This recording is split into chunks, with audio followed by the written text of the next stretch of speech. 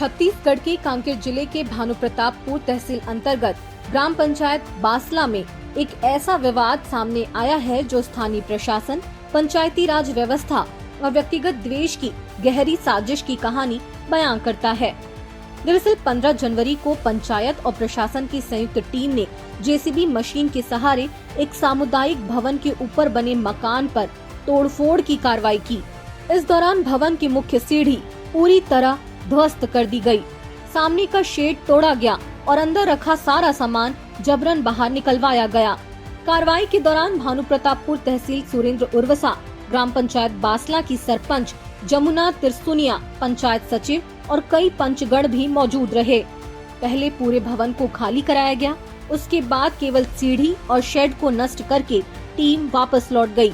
लेकिन इस कार्रवाई ने पीड़ित परिवार के लिए न सिर्फ आर्थिक नुकसान पैदा किया, बल्कि उनके मन में गहरा आक्रोश और अन्याय का भाव भी जगा दिया है। पंचायत प्रशासन का तर्क है कि ग्राम निवासी परमेश्वर चक्रधारी और उनके भाई यशवंत चक्रधारी ने शासकीय सामुदायिक भवन के ऊपर कथित तौर पर अवैध निर्माण किया था। इस संबंध में पहले भी नोटिस जारी किया गया था। नोटिस मिलने के बावजूद जब भवन खाली नहीं किया गया तो अतिक्रमण हटाने के लिए ये संयुक्त कार्रवाई की गई। प्रशासन का दावा है कि यह पूरी तरह कानूनी प्रक्रिया के तहत हुआ है। ग्राम पंचायत द्वारा इसमें अतिक्रमण हटाने की कार्रवाई की जा रही है। पुलिस प्रशासन को कानून शांति व्यवस्था बनाए रखने के लिए यहाँ उपस्थित होने का हम लोगों को आवेदन दिए थे, इस कारण से हम लोग उपस्थित हुए हैं। बाकी उसके जानकारी जो मुझे बताया गया है, इसमें सामुदायिक भवन में अनामयदक जो है कब्जा करके रखे थे करके, तो उसको ग्राम पंचायत द्वारा नियमानुसार उसमें अतिक्रमण हटाने की कार्रवाई किया जा रहा है। और यहाँ जो शासकीय सामुदायिक भवन में निवास कर रहे थे जो यशवंत चक्रधारी और परमेश चक्रधारी, तो हम लोग 2-3 बार नोटिस दे चुके हैं कि खाली करो करके, तो पर भी खाली नहीं किए। इसलिए हम लोग को मजबूरन होकर खाली करवाना पड़ रहा है। हाँ जी, उनके पत्नी तो कह रही थी कि मैं हमारे पास एनओसी है करके, दस्तावेज तो नहीं दिए थे, हम लोग को एक ही आवेदन दिए थे, मतलब जो नोटिस दिए थे ना उसका जवाब दिए थे। वो सबको आपने वेरीफाई जी, एनओसी है, हमारे निजी जमीन में बनाया हूँ ऐसे करके बोल रहे थे, लेकिन नहीं, निजी जमीन है तो उसका मतलब ग्राम पंचायत हाँ उनका पट्टा दिखाने के लिए बोले, लेकिन हम लोग ग्राम पंचायत एनओसी दिया है, दस्तावेज तो होंगे ना पंचायत में आपके पास? हमारे पास नहीं है सर, पंचायत में नहीं है। नहीं है। लेकिन पीड़ित पक्ष की कहानी बिल्कुल अलग और चौंकाने वाली है। परमेश्वर चक्रधारी, जो पिछले कई वर्षों से कुम्हार समाज के युवाओं को टेराकोटा शिल्पकला का प्रशिक्षण देते आ रहे हैं, वो बताते हैं कि यह भूमि मूल रूप से उनके पट्टे वाली जमीन है। इसी जमीन पर वर्षों पहले ग्राम पंचायत ने शासकीय सामुदायिक भवन का निर्माण करवाया था। समय के साथ भवन जर्जर हो गया। मरम्मत की मांग करने पर पंचायत ने आर्थिक तंगी का हवाला दिया। ऐसे में परमेश्वर और यशवंत ने अपने खर्च से भवन की सुरक्षा के लिए ऊपर में शीट लगाकर अतिरिक्त निर्माण किया। सबसे महत्वपूर्ण बात तो ये है कि इस निर्माण के लिए साल 2024 में ग्राम पंचायत से विधिवत एनओसी यानी नो ऑब्जेक्शन सर्टिफिकेट प्राप्त किया गया था। पीड़ित परिवार का आरोप है कि उन्होंने लिखित रूप से अपना पक्ष रखा, सभी दस्तावेज प्रस्तुत किए, लेकिन प्रशासन ने उन्हें पूरी तरह नजरअंदाज कर दिया। उनका सवाल बेहद गंभीर है। अगर यह वाकई अवैध अतिक्रमण था तो पूरा भवन क्यों नहीं तोड़ा गया? क्यों सिर्फ सीढ़ी और शेड को निशाना बनाया गया? मौके पर मौजूद तहसीलदार, सरपंच और पंचगण सभी ने मिलकर भवन खाली कराया, लेकिन कार्रवाई आधी अधूरी क्यों छोड़ दी गई? इससे साफ संकेत मिलता है कि यह कार्रवाई निष्पक्ष नहीं बल्कि लक्षित और पूर्वाग्रह थी। मामला यही खत्म नहीं होता। पत्रकार यशवंत चक्रधारी, जो परमेश्वर के भाई हैं, उन्होंने और भी गंभीर आरोप लगाए हैं। उनका कहना है कि कुछ महीने पहले उन्होंने ग्राम पंचायत में हैंडपंप मरम्मत के नाम पर 1,81,000 रुपए की अनियमित निकासी की शिकायत की थी।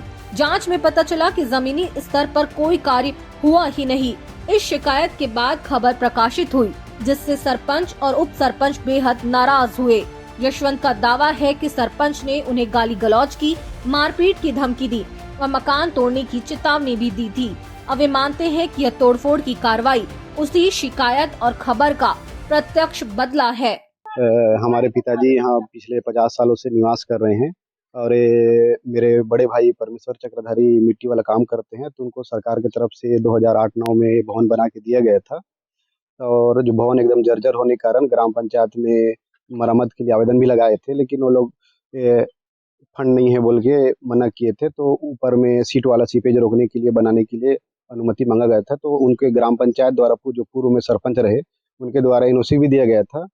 लेकिन अभी जो वर्तमान में जो सरपंच है, जो आपसी रंजिश निकालने के लिए इस तरह की कार्रवाई किया गया है। इनके द्वारा पूर्व में ग्रामीणों द्वारा जो शिकायत किया गया था हैंडपंप मरम्मत में, बिना हैंडपंप मरम्मत के जो राशि निकाली गई है, उसका मैंने एक खबर प्रकाशित किया था। उसको एक अपना आपसी रंजिश बना के ये लोग इस तरह के कार्रवाई कर रहे हैं।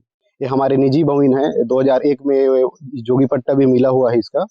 ये जोगी पट्टा मिला हुआ है, लेकिन तहसीलदार का कहना है कि हम उस पट्टा को मानते नहीं, ऐसा बोलना है। तहसीलदार के पास समय के लिए हम लोग समय मांगने के लिए गए हुए थे, लेकिन उन्होंने आवेदन लेने के लिए इनकार कर दिया। भले बाद में कुछ विचार करते अलग चीज़ है, लेकिन उन्होंने आवेदन ही नहीं लिया, जिससे साफ जाहिर होता है कि ये लोग पैसा में बिके हुए हैं। न्यायालय का दरवाजा खटखटाएंगे हम लोग, जो भी है न्यायालय से ये करेंगे। पंचायत से ही दिए थे, ना कोई तहसील से मिला था, ना कोई एसडीएम ऑफिस से मिला था। ग्राम पंचायत से ही नोटिस दिए थे और हम लोग अपना पक्ष रखे थे, उसमें लिखित रूप तौर पे दिए थे। ये हमारे पास ये कागज भी है, लेकिन उन्होंने बोला कि हम लोग आवेदन वो लोग अपना जवाब दिए हैं नहीं है बोलना है। और उनका ग्राम पंचायत का सील भी लगा हुआ है इस जो दिए हैं अपना बयान उसमें। सर, ये तो एक तरफ से देखा जाए तो जाति और व्यक्तिगत विवाद है मेरे ख्याल से, क्योंकि पूर्व सरपंच द्वारा हमने लिया है, ये आप देख सकते हैं, है ना। ये एनओसी और एक ग्राम सभा बैठक की फोटोकॉपी है। ये हमारा एक पट्टा है, इसको क्या बोलते हैं मेरे को नहीं पता, आदित्योगी पट्टा, और एक ग्राम सभा बैठक का प्रमाण पत्र है। हमने घर बनाने से पहले ऊपर में एनओसी लिया हुआ था। पूर्व सरपंच के द्वारा बनाने के लिए बोला गया था कि हम ऐसे कब्जा करके नहीं बनाए हैं, और 2 बार से नोटिस आया तो हम सेकंड बार में हमने जवाब दिया हुआ था, सारे फोटोकॉपीज जमा किया गया था। तीसरा बार में हमको नोटिस दिया गया था घर खाली करने के लिए। हम कोशिश ये कर रहे थे कि हम बचा सके अपना घर, और हम कलेक्टर ऑफिस में भी आवेदन दिए हैं, जिसकी अभी कोई कार्रवाई नहीं हुई है। तो उसके उपरांत तो उनको रुकना चाहिए था, और उसकी फोटोकॉपी भी हमारे पास है। डीएम को दिया हुआ ये आवेदन है, जो अभी हम लोग ने दिया हुआ है आवेदन। अभी तो प्रशासन हमारी कोई मदद नहीं कर रही है, और पंचायत भी जबरदस्ती खाली करवा रही है। जी, हम करेंगे सर, सिविल कोर्ट जाएंगे, हाई कोर्ट जाएंगे, जहाँ जाना पड़े हम जाएंगे, क्योंकि हमारा बसे बसा है घर है, जो कि पंचायत के द्वारा उजाड़ा जा रहा है। पीड़ित परिवार अब पूरे मामले की उच्च स्तरीय निष्पक्ष जांच की मांग कर रहा है। उनके पास भूमि पट्टा, एनओसी, लिखित आवेदन और अन्य सभी दस्तावेज मौजूद हैं, जो उन्होंने ग्राम पंचायत, तहसील कार्यालय, एसडीएम कार्यालय और कलेक्टर कार्यालय में प्रस्तुत भी किए हैं। लेकिन अब तक किसी भी स्तर पर कोई ठोस निर्णय या सुनवाई नहीं हुई है। परिवार का कहना है कि हमने कानून का रास्ता अपनाया, लेकिन कानून हमें न्याय देने के बजाय हमें ही सजा दे रहा है। ये सिर्फ एक परिवार की कहानी नहीं है, यह उन तमाम नागरिकों की पीड़ा है जो स्थानीय सत्ता के दुरुपयोग, व्यक्तिगत द्वेष और प्रशासनिक पक्षपात का शिकार हो रहे हैं। जहां एक तरफ सामुदायिक भवन समाज के लिए बनता है, वहीं दूसरी तरफ वही भवन व्यक्तिगत बदले का हथियार बन जाता है। द लेंस इस पूरे मामले पर अपनी नजर बनाए हुए है। इस पर आपका क्या कहना है? हमें कमेंट सेक्शन में अपनी प्रतिक्रियाएं दीजिए, अपनी राय बताइए। ऐसे ही और वीडियोस के लिए द लेंस के YouTube चैनल को सब्सक्राइब करिए, इस वीडियो को शेयर करिए और लाइक करिए।